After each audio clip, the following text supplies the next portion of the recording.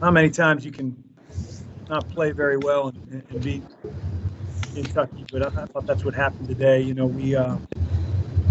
didn't play great. Kentucky had a lot to do with it. They're really athletic. They're long. I know they're inexperienced, but we are as well, and that's what it looked like there for a while. So to be fortunate enough at the end, I thought our guard play, KarlAnthony and David, despite making a few too many mistakes with turnovers, they set the table for our team, and as guys learn to play off them a little bit better, and they play better, I think we'll continue to grow as a team. Defensively, we wanted to make them beat us from the outside. Mintz got going at the end, and he's a tough cover, tough challenge. He's a guy that's been in college basketball for a long time, and he made some big-time plays, but you can keep him off the glass, which is just okay today. And then you have a chance to beat him. So feels good. Happy for our crew. Give them a few days off for Christmas and then come back and finish up with all ACC games. I guess I'm up first, I guess. So, Chris, you said you didn't play well. There were spots, though. Obviously, you did enough things to win the game. But what areas specifically, for you to say that you didn't play well, you must have one or two things that jump out at you that you just thought you didn't follow the game plan or the scouting report or something. What were the things you're talking about? No, I thought the guys followed the game plan, Bob. I thought, on the defensive end, I thought we gave them a rough way to go. I thought we were really tight off the ball. We took a few charges. We didn't necessarily get beat with first shots. We did give up way too many offensive rebounds. I think that's going to be the identity of that Kentucky team. And, congrats to them for being on the glass that hard. But we got to do a better job blocking out. But I thought our offense really hurt us in the first half. We were just way too stagnant. And I've got to find that balance. We're putting the ball in David and KarlAnthony's hands.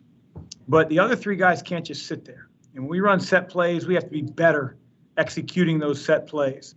You give Kentucky credit because they switched a lot of ball screens and off the ball screens. And, we hadn't really seen that a whole lot, but we expected it. Just got to do a better job. And I think once our offense becomes a little less stagnant, then we'll become better offensively. And it's like football. They all, offense and defense work together.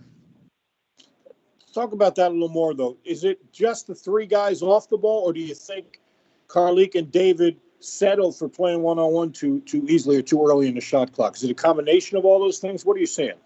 Yeah, I mean, I wouldn't say early in the shot clock. A lot of times those two will get a switch onto them, and they'll have a guy like a four-man or a five like Lance Ware, Isaiah Jackson. And, we have to get those guys in the lane, and they have to, number one, make better decisions. Number two, our guys off the ball have to find passing lanes to help them out, back cuts where we don't step out of bounds, and then have the ability to play off really poor closeouts. And then, the other part is we got to make some open threes, and I'm not going to single any guy out because it's a little bit of everybody, but I think Quinn and Josh Nickelberry hit a couple, but it seemed like other guys, like when they get open threes, they got to knock a few of those down, and that'll relieve a little bit of the pressure on those two ball handlers. Okay, it has to be asked. 5 seconds to go up three. Did you want a foul there? What happened in the last possession? Young team, Bob. We certainly wanted to foul. I don't know if there was a misunderstanding, but Jalen Withers was 90 feet away when his man caught the ball. Now, I know Jalen needs to get back, but we got to be a little bit closer to each of our guys. You don't think that their five-man is going to bring the ball up. And I think when we saw their five bringing the ball up and nobody defending him, somebody ran off of Boston, and we gave him a way better look than we should have. So yeah, we got to be able to man up a little bit closer. My one concern was if everybody's matched up, right, and they're taking the ball out of bounds with 5 seconds, and we got inexperienced guys, and Jalen Withers or somebody else's man sets a back screen. I don't want to see a 70-foot pass for a layup at the end of the game where we don't execute a switch.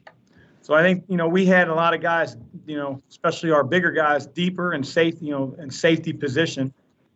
But yeah, we want to foul, but we got to be relatively close to the guy when he's bringing the ball.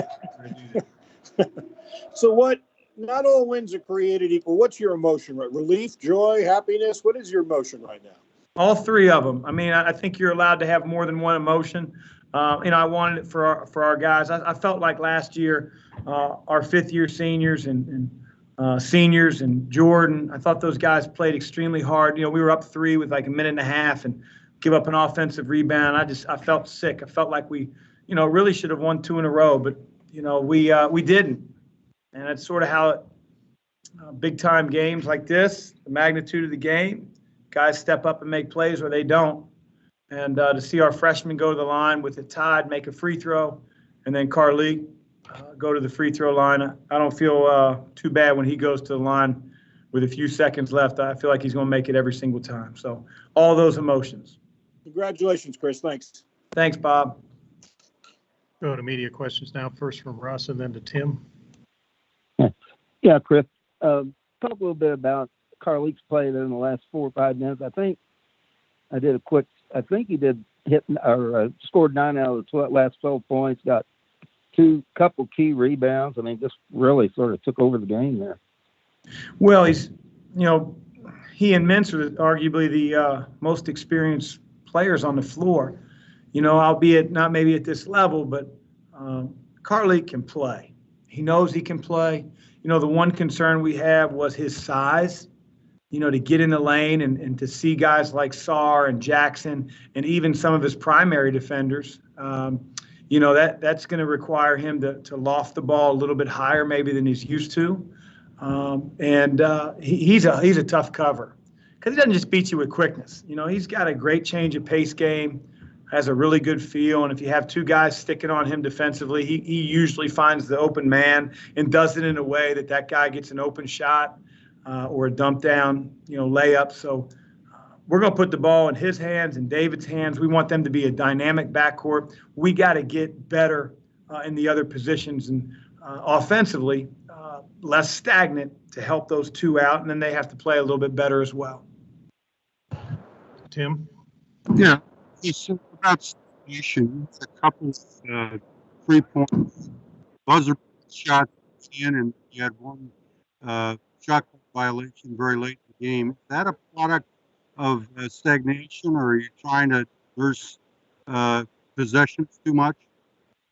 Yeah, Tim, we had a few. We talked about it at halftime. We had a few shot clock violations where a guy doesn't know that the shot clock's winding down. Every fan in the stands knows.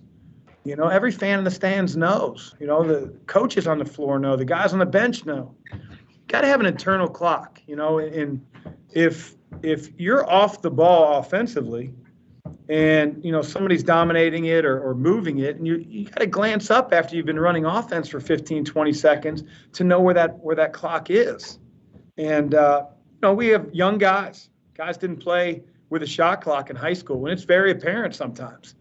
I thought they played without a bounds lines in high school, but maybe apparently not because we keep doing that.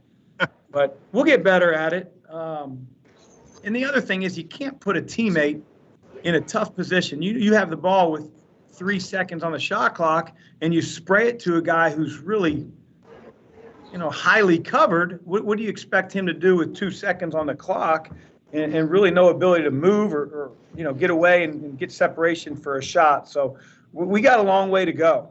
As happy as I am for our team, I also see a lot of warts that we have to remove and do it quickly. Go to Kent and then Shannon. Yeah, Chris, it seemed like when KarlAnthony and David got in the lane, they were able to do some damage even against their size. Just how important was it to get KarlAnthony and David in the paint? That's the name of the game for our team. It's the name of the game. We're not going to face a team, maybe Carolina, that's as long and as big as Kentucky and, really teaches blocking shots. And so, we did, for the most part, a pretty good job of when we got in the lane, making good decisions. We still have a long way to go. KarlAnthony and David, when they get in there, they have to play off 2 feet. They've got to be strong with the ball and utilize pass fakes. And then sometimes you wave a white flag and throw the ball back out. It doesn't always have to be a play made when the ball gets in the lane.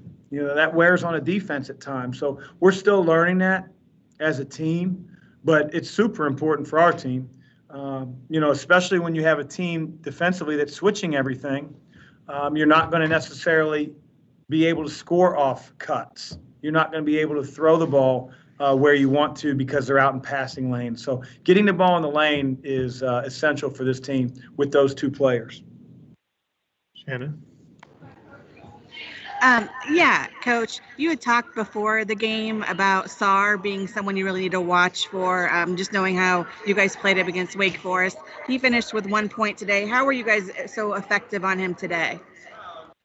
Well, I thought our fives, they did a terrific job for the most part, Shannon, of pushing him out.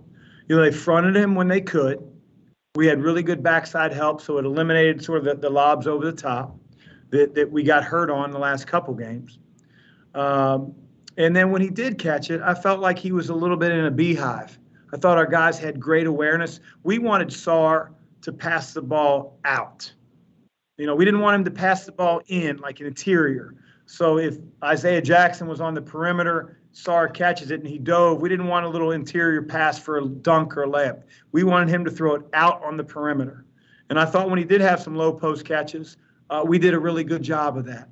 And, on his ball screen where he pops, and they ran that at the end of the game like they did against Notre Dame, we really wanted to rotate out and take away his shot first and make him make a passing or dribbling decision.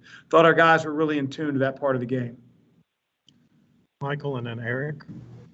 Hey, Chris, Michael McCammon, Cardinal Authority. Obviously, Kentucky's length played a role in this, but it was a struggle to get the offensive rebounds. I don't think you had a second chance point until the second half.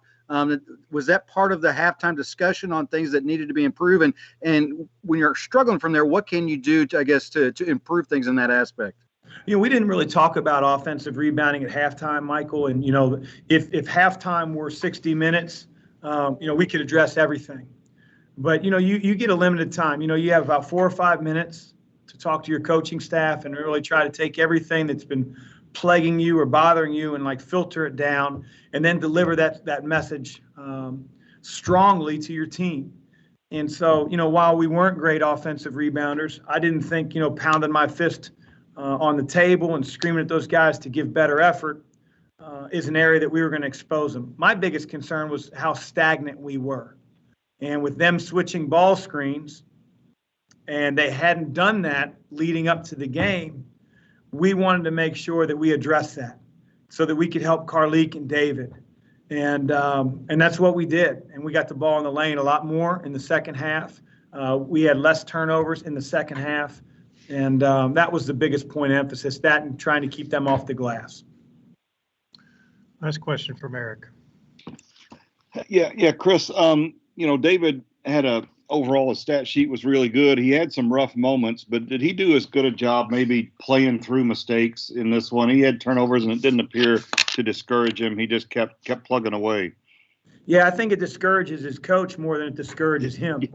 He's had a lot of turnovers the last 2 games leading up to this one. 4 is not, it's not outrageous. I mean, I can't have it both ways. I can't say, hey, you need to make a play, when you have the ball and get your teammates involved and get in the lane and do things for us. And by the way, have 0 turnovers. If I wanted him to be a set the table point guard and just sort of dribble into the lane, very, very softly and throw it out, he could have 0 turnovers at the end of the game, but he wouldn't create a whole lot. So I'm going to live with some of Dave's recklessness. I want him to eventually, continue to get better and better and better. I want him to be aggressive. He needs to be, both he and Karlik. But, yeah, we got to keep Dave's turnovers down. But I thought he kept playing and was named the player of the game, made some big shots, free throws as well. And I thought defensively he was up to the challenge. Coach, thank you. We'll be back shortly with David Johnson and Karlik Jones. Thank you.